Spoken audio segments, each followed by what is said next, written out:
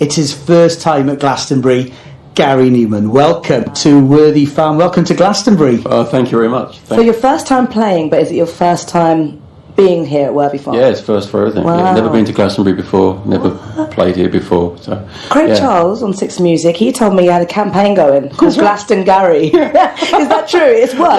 Yeah, we've Great worked. campaign. Yeah, here we are. Yeah. Thank you. If that's what caused it, I'm extremely grateful. Big up Craig Charles. Yeah, I've wanted to do it for a long time, but it's very hard to get because everybody wants to do it, and there are thousands of bands and lots of really good ones, and you're kind of fighting this onslaught of talent from all around the world that wants to come here. So I was speaking to someone the other day and he said, why haven't you done it before? Like, you can just pick up the phone and say, yeah, I'll do it. Like, it just comes to you. So no, it's not like that. Everybody wants to do it. It's a very, very cool thing to be at. So you are chuffed with it then? To get the call and to be like, it's quite affirming at this stage in your career, 5 decades later. Yeah, no, it's amazing. But you must have been aware of the festival over the decades. I mean, did you used to watch it? On TV every year. Well, I did before I moved to America. That's why you want to do it, because it's such a cool thing to be at. You've got a brand new album, Gary. Tell us about the new record. Oh, well, it's not new. It's a live thing. Yes. We did Wembley a few years ago. Yeah. It's taken this long to get it out, actually. So that's coming out fairly soon. I'm working on a new one at the moment, which I hope to finish off early next year, probably. But most of this year is touring for me. So. Yeah, and are you happy to be back in the studio? Because the back catalogue is so immense, and you're always kind of experimenting and finding and tweaking your sound. Would you say that has been the sort of key to success? Is you kind of really trusting yourself? It's that desire to try to do something you've not done before, rather than living on nostalgia or something you wrote 45 years ago, living on that forever. You're constantly trying to find new sounds, new ways of using sounds. The new technologies come along all the time, sort of embracing that and seeing how that can help the music. But if I'm really honest, I actually find every album a little bit more stressful than the one before, because it's that much more difficult not to repeat yourself, not to go over the same ground. You worry that have you run out of ideas, and because most of the time in the studio, you'll have 2 or 3 weeks where progress is painfully slow, and you feel you've lost it, and then you'll have a really good day, and it's all worthwhile. So it's mostly pretty torturous, really, for those occasional good moments. So it's not like it's fun. You're in there day in, day out, and it's all great. It's pretty hard slogging, and it can be very demoralising, and you really got to work on your what little confidence you have. You got to it's very fragile. Someone said those are the days that make you an artist, though. The days when nothing comes. Those are the days that work, chipping away. It's a couple of hours until you play the Park stage. Quite an intimate gig for you, Gary, because you play enormous venues. You've got a big US tour coming up later this year, haven't you? Yeah, going out with Psychedelic Furs in September, October, and then we go straight from that back to here, and I do my own tour here in November, I think it is. Yeah. And then studio, and then when that record's finished, then we'll start again, and then it gets very intensive after that. Oh, you're on a roll. I went to see Billy Bragg playing last night in the Left Field stage, and he was telling a story that he was in the States recently, and somebody went to him in a supermarket, oh, there was a Billy Bragg in the 80s. Wow, that's funny, isn't it? What a coincidence. And he was like, I am still Billy Bragg. I mean, you must get that. You must get OG fans, the ones that were there at the beginning, and all these new fans coming to your shows. That must be very rewarding for you. Yeah, I had a weird one this morning. Fair enough. We did a show last night. There was warm up for this, and I'm waiting out in the street this morning for the bus to bring us here, and suddenly he went, it's you, isn't it? And he said, you still doing it? I love that you were in Frome, right? Last night in Frome. I love that you did that. That was good fun, actually. Yeah. When you do a warm-up for Glastonbury, is it difficult not to go, hello, Glastonbury? Do you do it full No, I'm warm-up? not practising it to that degree. It's going to be epic. We're going to show you the set on the iPlayer from the park area. It's a beautiful area. Have you been up there yet? Yeah, it was briefly when we arrived, then I came down here, so I've seen a little bit of it. Wonderful. Well, we wish you the very best. Thank you so much for coming to see us. Thank you very much. The live album from Wembley is out in a couple of weeks' time. Gary Newman, thank you. Legend. Thank you so much. Right. He's just walked into the room, and I can't believe I'm sat next to him. Gary Newman is here. Gary, how are you? I'm good, thank you. You always but you always get shy when because I'm a fanboy. And you always get shy when I talk to you about it. I was actually I've been quite nervous today. With it. It's a big thing. I've never done Glastonbury before, so it's a big thing. And I come in here and start talking to you, and I just calm straight down. It's really lovely. So, good. You're good for me. I feel a bit responsible. I'm sure I'm not. But last time we talked, you said you'd not played Glastonbury before. Yes. And I just couldn't believe it. Yeah. So I started a campaign on my radio show called Glastonbury. Let's get Gary to Glastonbury. It was a bit like, when you were trying to get back to Wembley sort of thing. Yeah. When we thought, you've got to be at Glastonbury. So, we had people writing in, you've got to get Gary to Glastonbury, you've got to get... And you hear, they either heard that or it's just a coincidence, but, I don't know, mate, but I'm grateful anyway. Yeah. Yeah, it's fantastic to be here, really. It's just such a big event, it's such a cool thing to be at. I can't believe you still get nervous. I don't usually. No? It's very unusual for me. I gig all the time. I'm always touring, so I don't take it for granted. I really enjoy it, and I appreciate that I'm able to do it still. But I don't really get nervous anymore. I've done thousands. Do you know what I mean? I've 45, 50 years. That sounds terrible when we say that out there. But I've done it for a very, very long time. But something like this, it's just there is an added element to it, and it's being televised as well. So that adds another element to it. You don't want to mess up, and you don't want to fall over, and all those. You don't want any technical problems. That's the worst thing. I hope my hearing's terrible these days. So I hope that that hangs together. The hour onslaught that it's going to get. There's been a bit of a kerfuffle, hasn't there? But we don't know what time you're going on and stuff like that. It's staying the same. Oh, okay. There we go. Breaking news. You heard it first. It's staying the same. So there you go. Yeah. So you've got that televised slot. You've been over because you live in the States now, but you come over to do some warm-up shows and stuff. Yes. Yeah. How have the warm-up shows gone? Well, they were really good, actually. The idea behind the warm-ups is to really run the festival set in front of a crowd to see how it works, try to find any weaknesses in it. And it is helpful. It does make a difference. But of course, you're playing to hardcore fans when you do that. When you play a festival, you're not. You're playing to a lot of people that don't know much about you. That's one of the good things about festivals. You're seeing other people. You get to see different stuff. Never mind. So I'm not sure how useful it was, actually. It's just really good fun. And last night, I had a revolt in the band. Last night, I had this set all worked out. We've done 4 warm-ups, fine-tuned it. And then last night, my kids were saying, "Oh, you should be doing a song called Me," because it's Explode, or what's it called? But I don't know what the word is. Something on TikTok anyway. Apparently it's good. So you should do it. I'm going, no, that's the TikTok thing. It's gone viral, mate. So it is. You've gone viral, mate. There was some young word that I didn't follow, and then somebody else said, "Oh, you should do it down in the park because you're on the park stage." And I go, but that's 5 minutes, and it's just slow and ponderous. I wouldn't normally think of that as a. I cannot be giving Gary Newman advice, but I would say do all your bangers, do all your big hits, and down in the park. I think people would be. They'd like to hear it, and it's a great song. Yeah, I don't know. I'm the worst person to judge my own stuff, because you always think you can do better. Do you know what I mean? So you don't listen back to your old stuff and think it's great. You listen back to it and think, oh, I should have that should have been different, and that should have been different, and that could be better. So you're in a way you're the worst judge of your own music to know what to do. So I tend to play safe at festivals and just play or the really loud, noisy ones, because it just feels comfortable. Yeah, I mean, there's things that you are going to play Cars, you are going to play Our Friends Electric, there's some songs that... those two, you have to do those two. You have to do them too. Yeah. So I'd put Down in the Park with them, you see. But look, I'm sure whatever you do, it's just going to be brilliant. I mean, do you know no one's going to be able to move in that field? I mean, it's going to be rammed. It's everyone's so excited that you're here. Well, that'd be nice. It'd be lovely if that happens. It's always nice to see people out there, but I think it depends on who else is playing. That affects your slot. Because there's plenty of really, really massive people here that people would want to see. So maybe some people will watch a bit of mine and then go somewhere else. But I think it's being a bit self-deprecating. Anyway, listen, we'll talk a little bit more. But first, this is Fat Dog and King of the Slugs.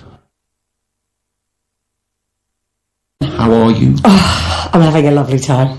Oh, you really? I am. So, what have you been up to so far? How did the gig go? I had a gig today at noon and I really enjoyed it. That was a lot of fun. I did Taskmaster yesterday and Basil Brush sang Purple Rain and it was the best thing I've ever seen in my life. Basil Brush was on this show yesterday. He's a legend. He's brilliant. Have you heard him sing? I have, yeah.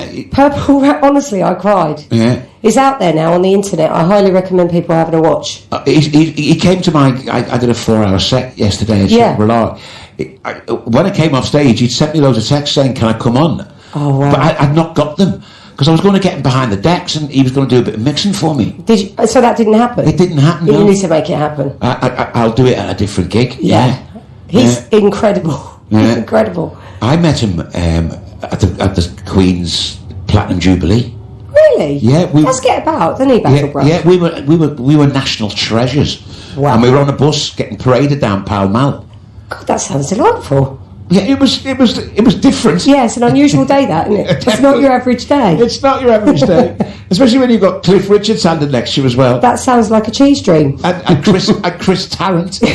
It's the weirdest day. And Fatima Whitbread. Did this happen or was it a dream? No, it happened. It was real. There's evidence of it on the internet. There's evidence of it, yeah. Okay. And it was the last time the Queen was seen. She came out onto the balcony at the end. Oh, wow. She passed away shortly after. Well, you should have got Basil Brush to do Purple Rain to the Queen and it would have tipped it. Oh, so you did that? Yeah. Have you been out and about? I've seen a few bands. Yeah. Saw Seema yesterday and a bit of En Vogue. And all sorts. I catch the beginning and the end of things. Sort of float around. What was CMAC like? Incredible. Yeah, she was good, isn't she? Yeah. We've been supporting her a lot on 6. Are you going to see the fella in the corner of the room? I think I am going to. Have you worked out that? Yeah. I believe I'm a bit starstruck, actually. Growing up, did you listen to Gary's music? Yeah, of course, yeah. I mean, you've been... It's quite 79, wasn't it? 1979, Gary. My first one, yeah. Yeah, first hit. Yeah. So that's 70s, 80s, 90s, noughties, 10s, 20s. That's 6 decades you're spanning. Yeah. Look at him. He doesn't look a day older than. Oh, stop! But he doesn't, does he? Last time I met him, he went, "It's all surgery." It's good to have the transparency of the situation. From the neck down, it's natural. Yeah.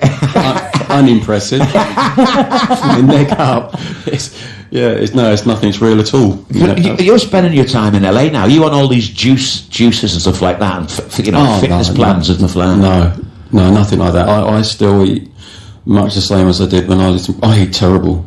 Really terrible. I believe you. It sounds very sincere. I eat really bad. I eat really bad.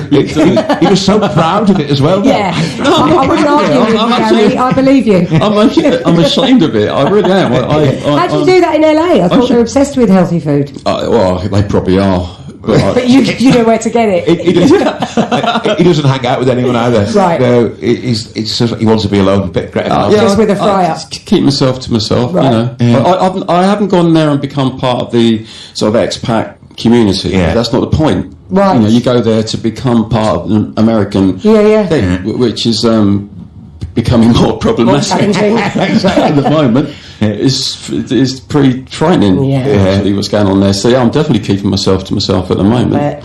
Do you have a fitness routine or anything? Not routine. I do a bit of yoga, a bit of swimming. I live near a Lido. I go there now. It's summer. Yeah. Do a bit of that. A Lido, that kind of open air sort of thing. Lido or Lido? What do you say? I think it's Lido. I say Lido. Some people say Lido. Do they? They're wrong. They're wrong. It's Lido. And it shouldn't be allowed. No. So I do a bit of this and a bit of that, but I probably wouldn't do enough if I moved to LA. You've got to really be on it, haven't you? Well, I've got a swimming pool, so... Oh, well, that'll help. That helps, yeah. Not a Lido or a Lido. No. My own pool, mate. Yeah. Neither.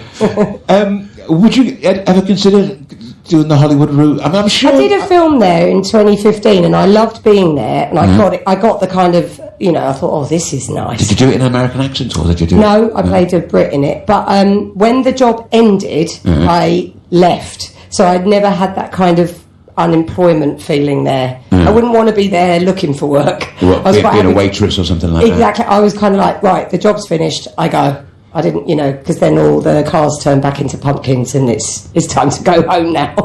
That's how it felt. But I was there for 6 weeks and I liked it. I really loved it. Did a lot of yoga. Yeah, I bet. I remember doing a yoga class to Cat Stevens and crying.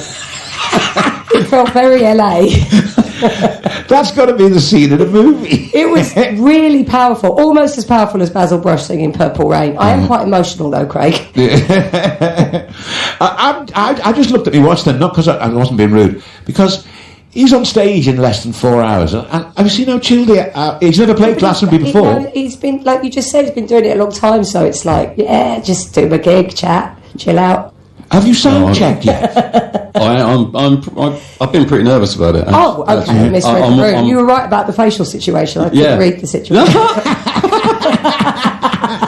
I'm all right at the moment. You got 4 hours. Settled down, Have you sound checked at all? No, I don't sound check at festivals. You don't sound check? No, Ooh, maybe the top people do, but no.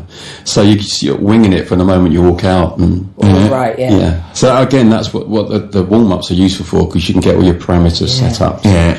So you'll go out there with what you've been using and then just make fine adjustments to that. I suppose they do that initial mix in the opening number, don't they? Yes. Which might work out, might work if, the emotional is kind of like quite slow and sort of like lengthy so that you can get... No, we come hammering in, so pretty full on.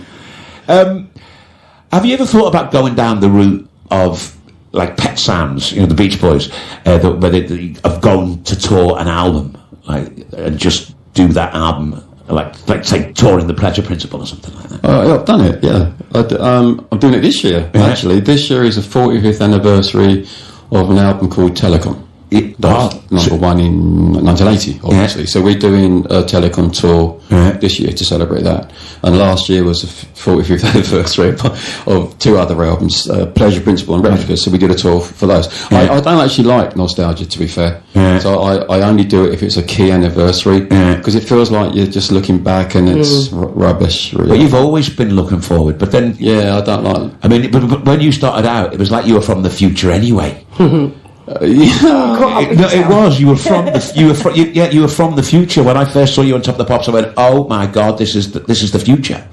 Well, I think because you were using synthesizers and they were relatively novel at that time, not completely new, but that helped. And I was Replicas is like a science fiction album.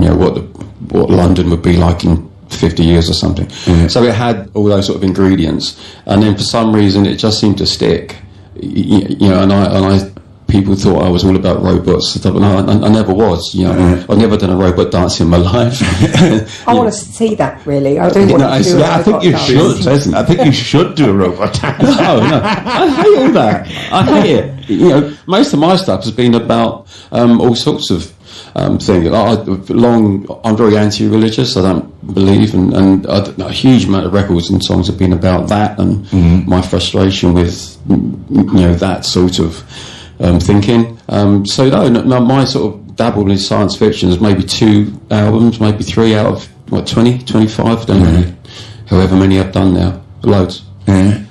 What's your go-to music? If you're feeling a bit low, what would you stick on to make you feel like groovy? Oh gosh. So I look at you. Maybe I'm just assuming. I see you as a disco queen. Not so much, actually. Not so much disco. Maybe funk, reggae.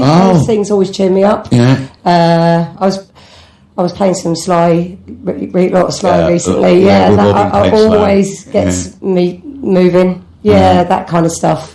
What were you listening to when you were growing up? All sorts. My mum and dad had pretty good music taste, so I always feel like there was good music whilst I was growing up. Pretty eclectic mix, but all the kind of classic stuff. My mum was obsessed with Ry Cooder, so I always thought I listened to a lot of blues. Yeah, so there's bluegrass. Yeah. Like yesterday saw Vo Farkatori. I don't know if he's Ali Farkatori's brother or son or something. Anyway, that was amazing, like kind of desert blues. That kind of music. Grew up with a lot of that sort of stuff. Yeah. Are you going to go and see anyone today? After you've seen Gary? I'm going to try and see Kneecap and Neil Young. That's my plan. They're the two that I'm going to try and hit today. But it's hot. I know, it's so hot. It's hot. So it's quite hard to make plans and stick to them in this heat. I know. Find me some ice, Kerry. If you could find me some ice, leave it to me. I will find some $1 million. Ice lollies. We're all going to have to get by with ice lollies. Listen, let's play some of my guest Gary Newman's music. This is Saints and Liars. No, because when I said it was like... It None was like taken. I know that, but it's just such an unusual voice. Yeah, double-edged sword. Really? Yeah. I've never liked it much, to be really truthful. If I had a choice, I'd have a different voice to what I've got. But can't whinge, because it is what you've got, and it gives you a distinctive sound. Yeah, that's the other side of the sword. Yeah. It has a distinctive sound to it. So if people like it, then fantastic. Because you can just keep going with it. If you don't like it, it doesn't really matter what sort of music you write. As your career evolves, they're probably not going to like it as soon as you start singing. So at least I can sing the right notes most of the time, and that's what matters. That's exactly what matters. I can't believe you're so relaxed. You're going live on the park stage. Don't start saying it. You're making me nervous now. Listen, Kerry Godliman, what's happening for you the rest of the year? I know the Spinal Tap movie's coming out. I'm assured it's coming out in the autumn. That's what I... You know there's a new Spinal Tap movie? Sequel. You're not in it. Yeah, so we shot it last year in New Orleans. Yeah. And it was amazing. The whole band were in it, and some lovely cameos. Oh, I can't wait. I can't wait. I really want to watch it. And What are you doing? I play the manager. Yeah, I'm the manager of the band. I inherit the contract from my dad, who was the original manager in the original film. Ian. And Ian Faith, and now I play Hope Faith. and I is genius. I inherited the contract, and I make them play a gig, and the film's about that gig. That's the best film ever, that first one. I'm super excited. So I'm told it's out in autumn. I bet it's going to be really funny as well. That was genre defining. That was genre defining, that film. Totally. Documentaries for comedy and music and documentary, all of it. Yeah. And your year, Gary. I mean, I know on tour with the Psychedelic Fairs. Yeah, September to end of October, Psychedelic Fairs. That was a very last minute thing. I think somebody dropped out that was doing it, so I got the last minute call. That was great. I'm looking forward to that. I'm just, it's their worries. I'm supporting them, so I just turn up. It's easy. good fun. 1 hour. That's all you do with that. It's really, really good fun. And you get to troll around America. It's great. I love it. And then we go straight from there. We finish in Houston, go straight to England, and then we start that telecom tour that I mentioned before. And then it's quiet for a bit. Well, that's a good thing, isn't it? I mean, periods of feast, periods of famine, wouldn't you say? Yeah. Well, I'll say quiet. You'll probably be writing another album. New album, yeah. New album after that, but no more touring for a little while. Yeah.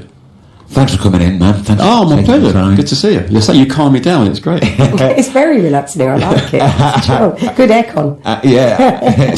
And you, Kerry. Thanks for coming in. Thank you for having me. What a pleasure. Yeah. You're touring in the autumn as well? Yes, I did the tour in the spring, and I put some more in, so I'm going to do some more bandwidth gigs in the autumn, all over the country. You're doing really well, aren't you? I really am enjoying stand-up at the moment. At the beginning of the year, I was a bit like, I haven't done a tour for a few years, and I loved it. I really enjoyed it, so I'm really looking forward to putting more in. The more telly you do, the less time you have for stand-up as well. Exactly. Yeah, exactly. It's finding the balance between the both. Yeah. And you kind of think, if I put loads of gigs in, then I'm not around for telly. But then you can't. You just got to make a decision in the end of it. And I really enjoyed the show and played some lovely rooms. So good luck with it all. Thank you. This is a Wet Leg from the Glastonbury Festival. Was it last night? This one? Last night. Yeah, it was. This is Angelica.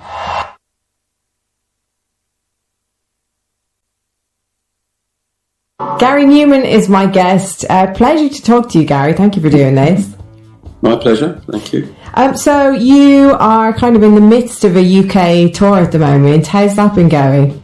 It's good. Yeah, it's different. It came together because we had a couple of really big shows that came in, and then we started to add a few warm-ups to those just to make sure we were ready for the big ones.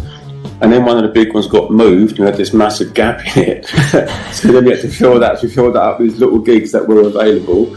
So it ended up being this hodgepodge of great big shows, all these little ones. We're going from one type of stage to another, from one day to the next. So it keeps you on your toes. I love how this tour is like just the solution to a logistical problem that you're having. What's the difference then? Because it's all culminating in this big gig on the 6th of August at Crystal Palace Ball, but then like doing the sort of multiple nights at the smaller venues. What's the difference that you feel between those types of gigs? Obvious one is space. The amount of space you got on stage, how much of your light show you can get in. The smaller ones, it's compromised in the sense that you can't get everything in. You can only sometimes get a fraction of it in, but it doesn't always matter because it looks full in the venue that you're in. You know, and we're doing a bit of an RV caravanning sort of vibe on this tour. We're trying to cut down on hotels a little bit. And so we're living on the bus more than we would normally do. So we've been having barbecues outside, and it's really good. Nice. But it's pretty different to the way we've done it before. I'm really enjoying it. And what's your day-to-day like when you're at home? Are you sort of consistently making music every day? Like, how's your creative life sort of ticking along when you're at home? You're laughing. No. This bodes well. Yeah, people wish I would, but no. Record company wishes I would. I bet. No, oh God, I'm so lazy. I kind of have to butt up against a deadline, you know, that's important and going to be consequential before I get in gear and start doing anything. And it's just, I find I've made lots of albums. I don't know, 22, 20, I don't know. Of original studio stuff, you know, let alone all the others attached to that. And I have found over the years that it actually gets more stressful rather than less. Each one seems to be a bigger challenge than the one before. And because more recently the albums have been doing well again, and we've been getting in the chart, you know, really good places in the chart, that sort of brings a pressure with it that the next one has to do as well as that, if not better. But are you aware of your influence in like contemporary music now? Because I certainly hear it everywhere. Yeah, well, I read about it, you know, which is lovely. It's really, you know, it's very flattering and, you know, something to be proud of, obviously. But I don't really listen to music to be aware of it at all. You know, I don't listen to music at all, my own, anybody else's. I can't remember the last time I sat down to listen to an album for pleasure, but it was certainly decades ago. Decades. You know, I've lived in America for 13, 14 years, I think. I know I've never done it since I've lived there. You know, it's just not something I want to do, really. You know, you get some quiet time, either from touring or from studio or whatever, and, you know, the last thing I want to do is sit down and listen to more music. I'd love to dig into this a bit more, because I spoke to Femi Kuti, who said the same thing, hasn't listened to anyone else's music in like decades and decades and decades. But it sounds to me like you've kind of done it unintentionally. Music has just kind of fallen out of... You just don't listen habitually, and it's just not something. It's not. Yeah, I don't find listening to music relaxing, but I do, and I don't listen to mine either. It's not that I don't listen to anyone else's. I don't listen to anybody's, especially mine, to be fair. But I do. It is around. You know, I've got 3 children. They all play music constantly. Yeah. My wife loves music and has it on all the time. So it's around. So I do hear things, and every once in a while I'll ask one of the kids what they're listening to, because it's, you know, it sounds great. And, you know, sort of keep my finger on the pulse from a distance. But I just don't. For me, as a you know, to come home in the evening and just put on a record and sit down and listen to it, absolutely never going to happen. But it is around the house. You know, there is a lot of noise in the house all the time. We do go to gigs, so I get my fair fill of it, I think. I just don't choose that as a way of spending the evening. Having said all this, I was going to ask you to pick a track of yours that we can play that's been going down particularly well on this tour. Have you got anything that stands out that we could play for the listeners? One of the most popular things of the more recent stuff is a song called My Name Is Ruin, that one of my children sang on as well, so that seems to be particularly popular, actually, on this tour. All right. In the middle of a UK tour, all culminating in a headline show at Crystal Palace Ball on the 6th of August. So you got a pilot's license in 1980. Is that something that you still use a lot? Are you still flying? No, not really. I got my fixed wing license, then I did multi-engine for bigger airplanes, then I did helicopters. Wow. Got a jet rating for helicopters. Then I became an air display pilot, so I was doing aerobatics with World War II airplanes, did that for years, became an evaluator for that. That was my whole life for a while, actually. I mean, I almost backed out of music completely and did that for many years.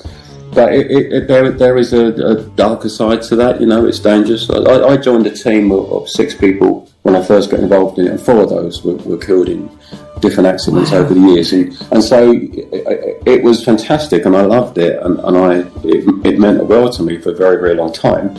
But I was always aware that it was dangerous. I even had a caravan down at the airport. I'd just go down there at the weekend, live in my caravan, fly around the airport all day. You know, not a very exciting boyfriend, really. I'd say that's pretty exciting, but from a distance. Maybe day to day, not so much. Not so much, no. And then, I got married, and Gemma wasn't as interested as I was. Then we were, beginning to have a family. More people died that really shook up Gemma, and she didn't want me to do it anymore. So it sort of ran its course. There was a time back then when I would never have imagined for the rest of my life that I wouldn't fly airplanes all the time. But life takes you in different directions sometimes. But I do miss it. I miss it massively all the time. What did it do for you? Was it the sort of sense of danger and adventure, or was it just the fact that it's such a complex thing to learn how to do?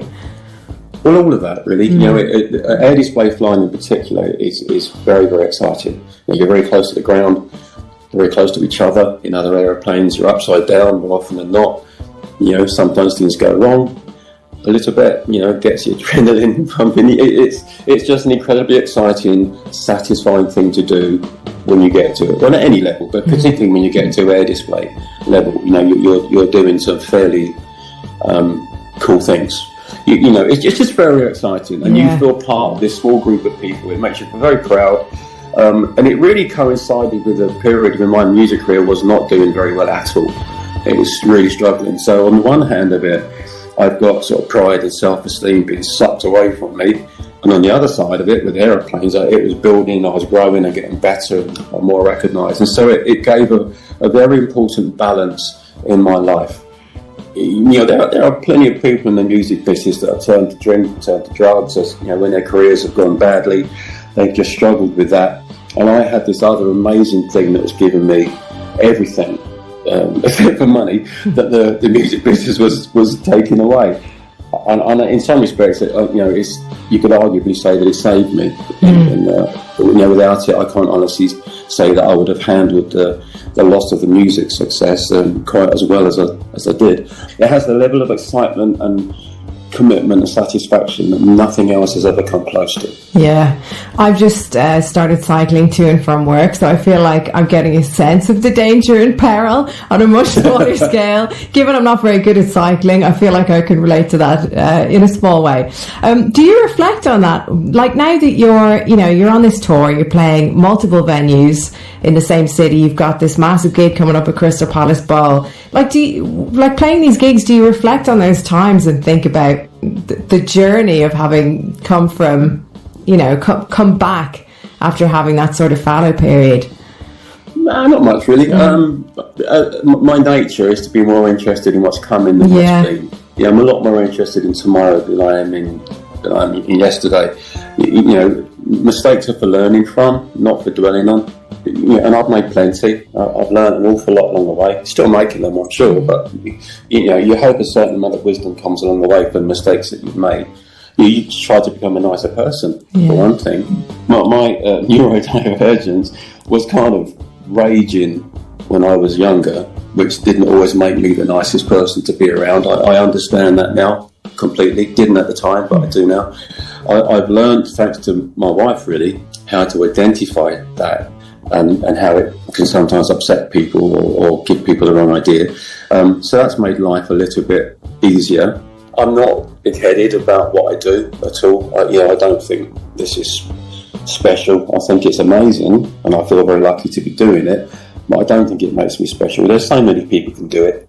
There are thousands and thousands of bands out there all doing great stuff, all touring. You look around here, it's just posters and posters everywhere of hundreds of bands, half of which you've never heard of, actually. But they're all out there, and they're all doing the same sort of thing that I'm doing. So I don't feel special, just feel grateful, and enjoy it while it's here. There's plenty of people better than me, definitely. Plenty of people not as good, probably. maybe I'm not even sure about that. But you know, just enjoy the fact that you're here and you can do something you love, because that's what's important. It's not about being better than anybody else. You know, it's just about enjoying life, isn't it? You know, doing something you love doing and enjoying life while you've got it. And so the older I get, the more I try to appreciate each day that I'm not only just here and alive, but can still actually do this thing that I love so much. Yeah. Gary Newman, it's such a pleasure to speak to you. Thank you so much. My pleasure. Nice to speak to you.